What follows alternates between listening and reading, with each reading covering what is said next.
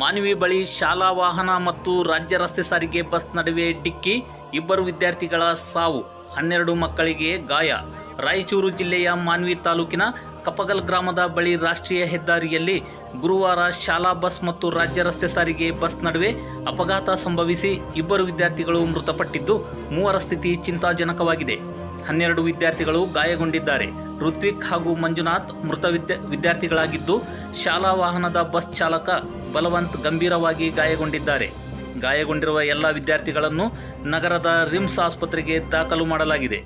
ರಸ್ತೆ ಸಾರಿಗೆಯ ಬಸ್ಸಿನಲ್ಲಿದ್ದ 3ವರಿಗೆ ಗಂಭೀರ ಗಾಯಗಳಾಗಿವೆ ಎಂದು ಪೊಲೀಸರು ಮಾಹಿತಿ ನೀಡಿದ್ದಾರೆ.